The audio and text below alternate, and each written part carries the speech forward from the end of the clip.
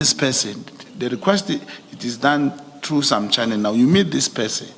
I'm saying, as an agent, I had to mention this, or else, because I was in work, I was during my time of duty, or else it could not be signed. So, when you lied under oath in this affidavit, you're saying it was necessary for the operation to continue. That's correct. You see, that too is false, because I want to take you to the date of this affidavit. Can you go to page 46? The date of the affidavit is 15 February 2025. That's correct. By that stage, the operation had been abandoned. And you don't have to take my word for it, you can take your own word for it. Yeah, the answer is, commissioners can go to page 52. Before you go to page 52,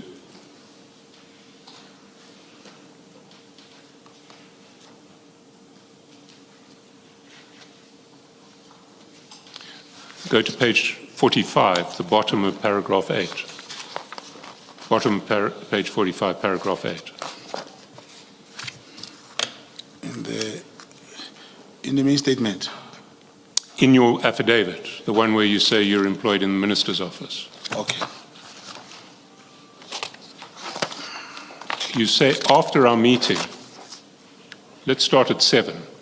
Due to a family bereavement, I could not meet with, we won't mention the name, until after 13 February. This is the officer who you're going to use against General Kumalo and General Mkhwanazi. I am prepared to assist the DPCI in becoming an agent for that officer to be held accountable for his actions. So now you're going to hold the officer accountable. It's no longer General Mkhwanazi and General Kumalo. I'm also willing to testify at any formal trial that may take place. After our meeting, I had been communicating with the officer via WhatsApp, and at one point, I indicated to him that we should rather drop this arrangement he wants, as there were media releases that have indicated that Mkhwanazi and Kumalo had placed undue pressure on certain witnesses in the DRC to testify in a certain way against Khan. So you'd already decided to drop the operation when you signed this affidavit. Yeah,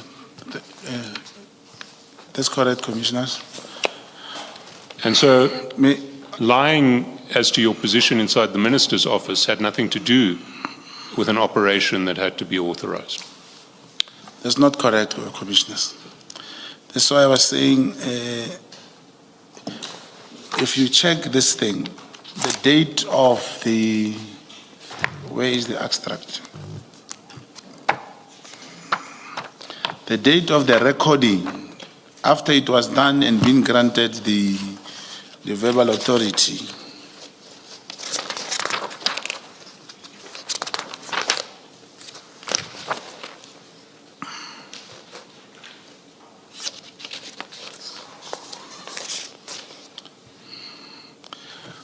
this is it.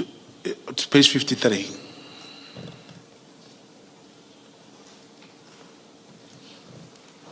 So page 53 is now not an affidavit, it's a transcript of your meeting with the SAPS officer who was going to implicate General Mkhwanazi and General Kumalo, and a DPCI, I think it's a colonel, who's going to assist you with the trap. Commissioners, you see, I think these are the challenges that are there. And that is why it is so difficult in this country. Page 53 shows on the 6th of January 2025. This was, the recording has been done. Sorry, I'm not sure that that's a date. It may be, it may not be. It's extremely unlikely that it's going to be a date, because this conversation took place on the 29th of January. But according to the affidavits, that may just be a reference number.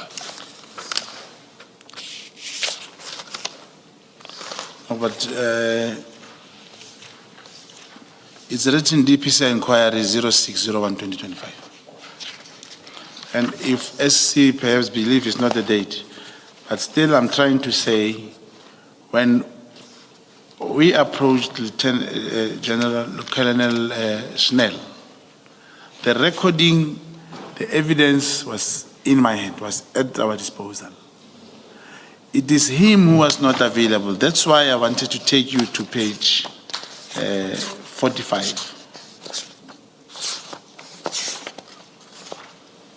Is it 45?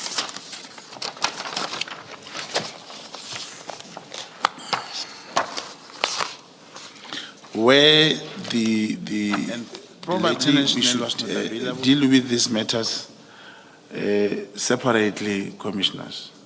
To deal one with the part of the affidavit where it is written that this is what I said. It's true, I said that, and according to SC, I do not know if the evidence or the evidence that is leading now,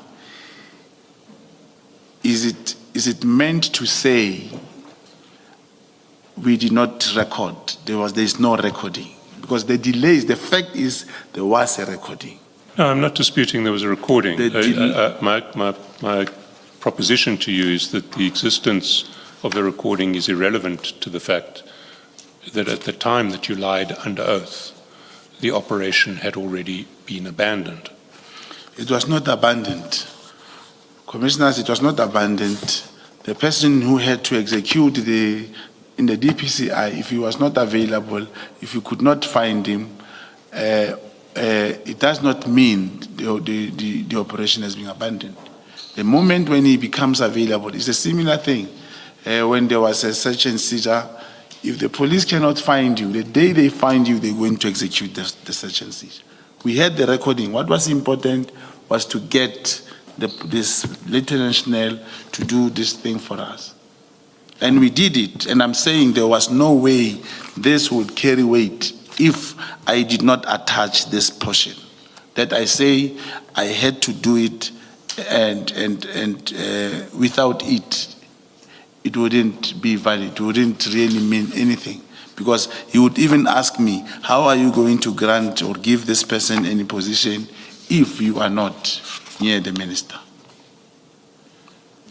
I'm not going to take this part further, because I've made my point about the perjury in the affidavit. But I do want to talk about this trap and this attempt to charge Generals Mkonazi and Kumalo further, because I think it's important to understand the full context of that operation. So, Mr.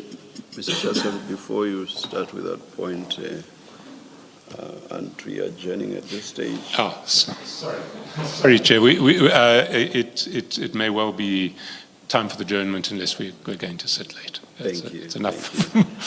Let us adjourn and resume at 9:30 tomorrow. Thank you, Chair.